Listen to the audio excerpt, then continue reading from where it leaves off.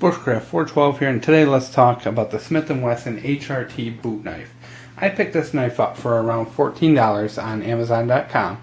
It was part of their program where if you buy $25 worth of certain items that you can get the free shipping, and I was buying a couple early Christmas presents, so I decided to buy a couple for myself since it would be free shipping. So this knife costs about $14.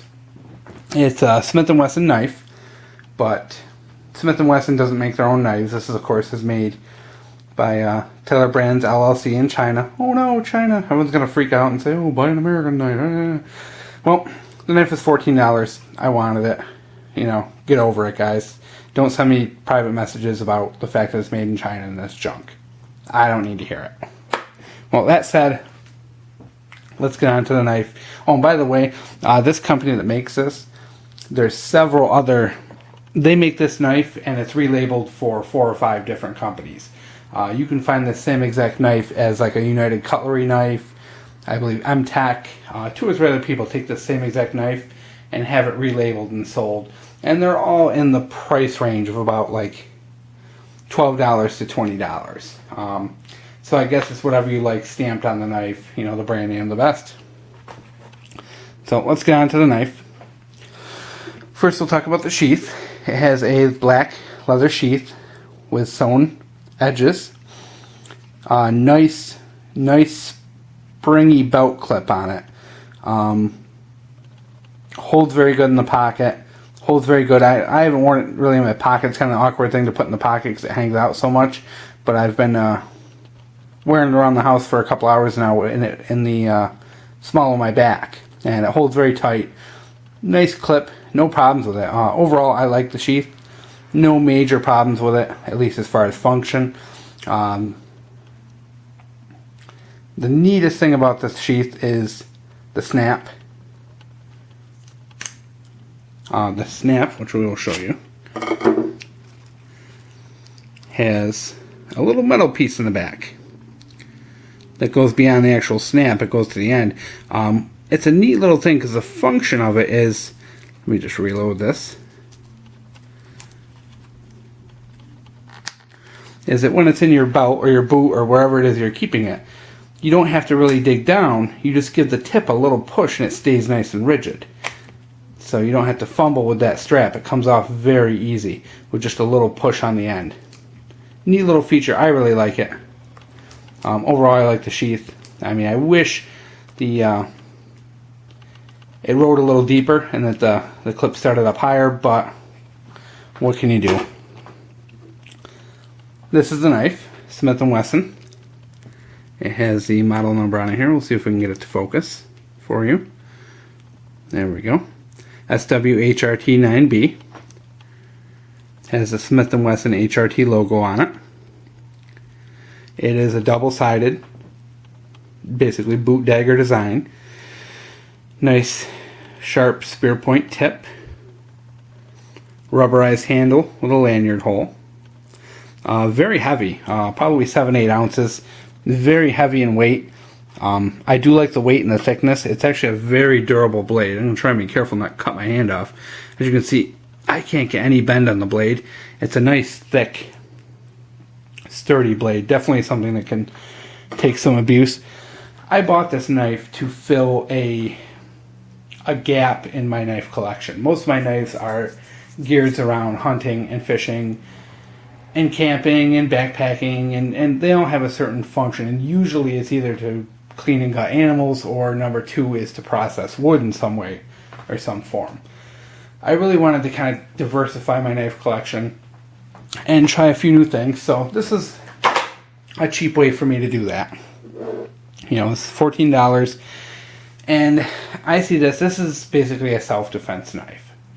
This is a knife that's, you know, either meant to be worn on you or stashed away somewhere and to be used for self-defense. I don't foresee this being a great knife to carve wood with. I don't foresee this as a great knife to skin an animal with. The edges are sufficiently sharp. I mean, they are sharp. As you can see, there is a bevel on there and they are sharp. They're not razor sharp. I mean, I'm sure you can make them that way. I mean, the tip is very pointy. Very nice pointy tip. But this is a knife that's meant for thrusting. It's not a slasher. This isn't something you're going to slash. This is a thrusting, stabbing knife. So this is primarily something I would use for self-defense. This particular knife is going to probably go in my car. I'm thinking maybe under my seat or wedged in between my seat, something like that. Something I wanted to start adding. It just, you know, an added level of security to have that kind of thing. Plus, if you're ever in a scenario, some kind of an emergency, some kind of a disaster, it'd be nice to have a fixed blade knife in my car. I really don't want to keep some of my nicer knives in my car because I'm worried about them rusting and, you know, if I forget to oil them, etc. This is a nice, you know, it looks like a powder coated blade. It's something I really won't have to worry about rust too much. And it's only $14, so if it does rust up, I can buy another. The blade is about 4.7 inches. Overall length is close to 9 inches. The blade steel is 440C. And one quick thing I want to bring up regarding steel, because I've been trying to learn a lot about steel lately, and I've been reading a lot about steel and trying to catch up because I never really paid much attention to steel and why certain ones are better than others, why certain ones cost so much, yada yada yada. Now 440C, from what I've read and what I've researched, 440C is your best 440 steel. You have 440A as in Adam, 440B as in boy, and 440C as in Charlie. Now 440C is supposed to be the best steel. Now 440A and B, from what I've read, are not good steels. They are not good for knives in any way, shape, or form. Now, and I guess a lot of knife makers will stamp their knife as just 440, and people automatically assume it's 440C. It's one of those ways that knife makers get around, you know, it's just one of those, you know, they misrepresent their product. This is actual 440C steel. So 440 Charlie, and it's not 440A or B just stamped as 440. So when you are buying knives, it's one thing to pay attention to. Is that knife, does it just say 440 or does it say 440C? Definitely want to stick to those ones that are definitively marked 440C because it is a significantly better steel than A and B. 440C is known for its durability. It's something that's often used in high wear parts, like valves and things like that are subject to a lot of wear. Very durable steel. Sharpens well, and it's supposed to be one of the harder steels when you heat treat it. So just wanted to throw that out there. A little tip for the new guys, you know, especially because, you know, a lot of us aren't really into knives and don't pay much attention to the steel. Look at the steel, especially with 440, and make sure it is 440C. You don't want A or B. Well, let's get on to the fun stuff, because this, you know, we know why we're really here, is I'm going to try and do some cutting tests with this camera setup. Hopefully I don't knock it over. Like I said, this is not extraordinarily sharp, so don't expect this to end up very good. Hopefully I'm in frame. As you can see, it doesn't cut clean. It cuts, but it doesn't cut clean. Very sharp, will punch through anything, but not extraordinarily sharp to where, and I'll show you a Spyderco in a second to show you how sharp it is comparably.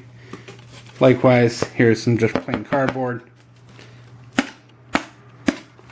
You know, we're not even close there. So I'm going to bring you the Spyderco for comparison, just to show you. Hang on and bear with me. I think this will be now your Spyderco.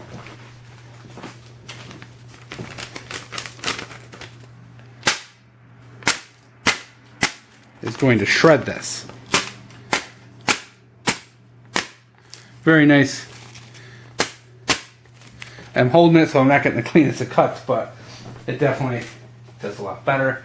Likewise, let's take a look at the cardboard.